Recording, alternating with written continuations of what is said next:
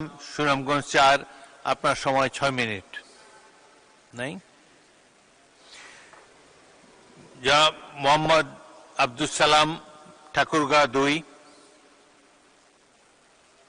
সময় ৬ মিনিট।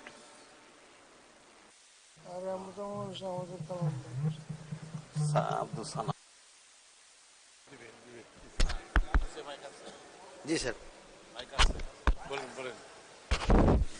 বিসমিল্লাহির রহমানির রহিম। মাননীয় স্পিকার,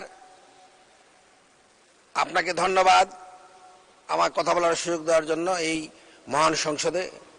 আমি আর বক্তব্যের শুরুতে শ্রদ্ধার সাথে স্মরণ করছি আমাদের জাতীয়তাবাদী আদর্শের প্রতিষ্ঠাতা এবং স্বাধীনতার মহান ঘোষক, বহুদলীয় গণতন্ত্রের প্রবর্তক শহীদ প্রেসিডেন্ট জিয়াউর রহমানকে আমি শ্রদ্ধার সাথে স্মরণ করছি। পরপর 3 বারের প্রধানমন্ত্রী, সফল প্রধানমন্ত্রী দেশনেত্রী বেগম খালেদা জিয়াকে আমি আজকে এই সংসদে কথা বলার সুযোগ করে দেওয়ার জন্য আমাদের মাননীয় প্রধানমন্ত্রী তার উদারতা এবং তার মহানুভবতায় আমি সংসদে নির্বাচিত হয়ে এবং পাশাপাশি আমার নেতা, উত্তরবঙ্গের নেতা এবং তথা সারা বাংলাদেশের নেতা জনাব মির্জা ফখরুল স্যারের নির্দেশনায় ভোটে জয়লাভ করে আজকে এই মহান সংসদে কথা বলার সুযোগ পেয়েছি, তার জন্য ওনাদেরকে ধন্যবাদ জানাই। মাননীয় স্পিকার, আমি একজন চিকিৎসক। আমি সবচেয়ে খুশি হয়েছি যে আজকে এই সংসদে এইবারকার বাজেটে স্বাস্থ্য খাতে এবং কৃষি খাতে অধিক বরাদ্দ দেওয়ার জন্য। আমরা দেখেছি বিগত দিনে 17টি বছর যার জন্য আমরা সংগ্রাম করেছি, এই দেশের চিকিৎসকরা আমাদের চিকিৎসকদের এবং এদেশের চিকিৎসা ব্যবস্থাকে ধ্বংস করার জন্য বিগত সরকার কিনা করেছে। এবং এমন একটি সময় এসেছিল যে আমরা ডাক্তাররা সবচেয়ে বেশি অসহায় ছিলাম। আজকে এই মহান সংসদে এই যে বাজেট দেওয়া হয়েছে, যেটি আপনার স্বাস্থ্য পরিকল্পনা মন্ত্রণালয়ের বাজেট প্রায় দ্বিগুণ বাড়িয়ে 69,409 কোটি টাকা করা হয়েছে, যা দেশের জিডিপির 101%। এতে চিকিৎসা ব্যবস্থা, যে রোগ প্রতিরোধ, প্রাথমিক স্বাস্থ্য ব্যবস্থাকে প্রাধান্য দেওয়া হয়েছে। সার্বজনীন স্বাস্থ্য সুরক্ষার আওতায় প্রত্যেক নাগরিককে একটি করে আধুনিক হেলথ কার্ড প্রদান করা হয়েছে। মাননীয় স্পিকার, আমরা জানি এবং আপনারা সবাই জানি স্বাস্থ্যই সকল সুখের মূল। আজকে এই স্বাস্থ্য ব্যবস্থায় যে টাকা বরাদ্দ করা হয়েছে, এটির জন্য যে কত লক্ষ লক্ষ টাকা আমাদের দেশে মানুষ সাশ্রয় করবে সেটা আমরা বুঝি। কারণ আমাদের কাছে যখন রুগীরা যায়, সামান্য একটু অসুখের জন্যই তারা বিদেশ যাওয়ার জন্য পাগল হয়ে যায়, কারণ আমাদের দেশে নাকি চিকিৎসা ব্যবস্থা নাই। এবং এই হাত দিয়ে আমাকে অনেকে রিকমেন্ড করতে হয়েছে যে he wants to go in abroad for কি বলে ফার্দার ট্রিটমেন্ট। এই যে অবস্থা করেছিল বিগত সরকার, ফ্যাসিস্ট সরকার, কোটি কোটি টাকা দেশ থেকে এই চিকিৎসার জন্য বিদেশে গিয়েছে।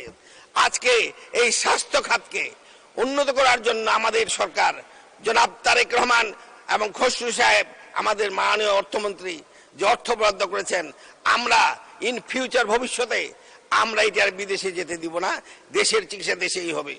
আমি এখানে গর্বের সাথে বলতে চাই, 2001 সালে থেকে 2008 সাল পর্যন্ত এদেশের চিকিৎসা ব্যবস্থায় উন্নতি হয়েছিল, সেটি বিগত দিনে ধ্বংস হয়ে গেছে। এবং এই উন্নতির পিছনে সেই সময়কার প্রধানমন্ত্রী দেশনেত্রী খালেদা জিয়া এবং আমাদের স্বাস্থ্যমন্ত্রী জনাব মুশাররফ স্যারের তত্ত্বাবধানে আমরা এগিয়ে গেছিলাম। আমি নিজেই এখানে, আমাদের আরেকজন ডাক্তার আছেন আজকে সমাজ কল্যাণ মন্ত্রী জনাব জাহিদ সাহেব, ওনার নেতৃত্বে এদেশের চিকিৎসা ব্যবস্থাকে আমরা এগিয়ে নিয়ে গেছিলাম। আজকে সুযোগ এসেছে, আমরা এই চিকিৎসা ব্যবস্থাকে এগিয়ে নিয়ে যাব এবং দেশের চিকিৎসা দেশেই করব। যে বাজেট দেওয়া হয়েছে, এটিতে আমরা চাই প্রাইমারি থেকে টার্সিয়ারি পর্যন্ত স্বাস্থ্য ব্যবস্থাকে উন্নতি করা হোক। আর একটি কথা এখানে বলতে চাই, পাশাপাশি যে এদেশের মানুষ চিকিৎসা পেতে চায় এবং তার জন্য হাসপাতাল উন্নত করতে হবে। কিন্তু দুর্ভাগ্য, আমাদের চিকিৎসকদের পর, এদেশের চিকিৎসকদের পর আজকে গায়ে হাত তোলা হয়। আমি চাই এখানে স্বাস্থ্যমন্ত্রী থাকেন, তার জ্ঞাতার্থে বলতে চাই, আমাদের এই স্বাস্থ্য ব্যবস্থা যদি টিকিয়ে রাখতে চান তাহলে ডাক্তারদের সুরক্ষার ব্যবস্থা করতে হবে এবং ডাক্তারদের, চিকিৎসকদের সুরক্ষা আইন প্রতিষ্ঠা করতে হবে। তা না হলে এই দেশের চিকিৎসা ব্যবস্থা ধ্বংস হয়ে যাবে। কারণ এদেশের চিকিৎসকরা 17 বছর যখন আমাদের চিকিৎসা করা কেউ ছিল না, আজকে ওই বেঞ্চে যারা দাঁড়িয়ে আছেন, আমরা যারা দাঁড়িয়ে আছি, এই দেশের চিকিৎসকরা, আমরা মানুষের ঘরে ঘরে গিয়েছি এবং মানুষের সেবা করেছি। তাই আজকে স্বাস্থ্যমন্ত্রীর কাছে আমার অনুরোধ, এই দেশের চিকিৎসকদের সুরক্ষার জন্য একটি স্বাস্থ্য সুরক্ষা আইন প্রণয়ন করা হোক। আর একটি কথা বলতে চাই, মাননীয় স্পিকার, সময় শেষের দিকে আমি একটু সময় দিলে আমি খুশি হইতাম এবং সময় দিবেন এটি আশা রাখি। আমার বাড়িও যদিও দক্ষিণবঙ্গে না, উত্তরবঙ্গে, আমরা উত্তরবঙ্গের লোক, আমাদের ওরকম পরিচয় নাই। আপনারা তো অনেকে পরিচয় আছেন, কেউ ভার্সিটি ছাত্র, কেউ আবার উত্তরবঙ্গে তো মহাসচিব আছে। সময় দাও, উনি আপনাকে 2 মিনিট সময় দিয়েছেন, 2 মিনিটে শেষ করুন। অন্যরা যখন বলে যে আমি ঢাকা ভার্সিটি ছাত্র বা আমি বরিশালের লোক, তখন সময় পায়। আমি উত্তরবঙ্গের লোক, আমাকে সময় দেবেন এটি আমি আশা করি। আমি বলতে চাই যে আমি আমাদের মহাসচিব মির্জা ফখরুল ইসলামের দেশের লোক। 2 মিনিটে শেষ করেন, এখন এলাকার কথা বলা শুরু করেন। স্পিকার, আমি আরেকটি কথা বলতে চাই, এই শিক্ষা ব্যবস্থা নিয়ে। আমাদের আমাদের বাড়ি হলো ঠাকুরগাঁ 2 আসনে, এটি সীমান্তবর্তী এলাকা। এখানে শিক্ষার যেমন অভাব, ঠিক তেমনি ভাবে স্বাস্থ্য চিকিৎসার ঠিক তেমনি অভাব রয়েছে। আমি চাই আমার এই গরিব এলাকার, আমাদের এই সীমান্তবর্তী এলাকার মানুষকে যাতে চিকিৎসা পায় এবং আমাদের যোগাযোগের ব্যবস্থা উন্নত হয়, সেটি লক্ষ্য রাখবেন। পরিশেষে কৃষি খাতে আমাদের যে আমরা কৃষি নির্ভর, আমাদের এলাকার মানুষ চাকরি কম করে, আমাদের 90% লোক কৃষি নির্ভর। এই কৃষকদের উন্নয়নের জন্য আমাদের এলাকায় রাস্তাঘাট তৈরি করা হোক এবং হিমাগার তৈরি করা হোক এবং আমাদের যে খাদ্যশস্য উৎপন্ন হয় সেটি যথাযথভাবে সংরক্ষণের জন্য ব্যবস্থা করা হোক, এটি আমি অনুরোধ করব। রাস্তাঘাট সম্বন্ধে আমি বাইরে বলতে যাব না, কারণ আমাদের স্থানীয় সরকার আছেন, মাননীয় মির্জা ফখরুল ইসলাম স্যার, উনি ব্যবস্থা নেবেন, এটি আমি আশা রাখি। পাশাপাশি আজকে মাননীয় স্পিকার একটি কথা বলতে চাই, মাদক আজকে আমাদের দেশের জাতির জন্য একটি বিরাট সমস্যা এবং এইটা আজকে স্বরাষ্ট্রমন্ত্রীর কাছে অনুরোধ করব, এই মাদককে যদি আমরা নির্মূল না করতে পারি তাহলে এই জাতি পিছিয়ে যাবে এবং এটির জন্য ষড়যন্ত্র চলছে, সেদিকে লক্ষ্য রাখবেন, এটা আমি আশা করি।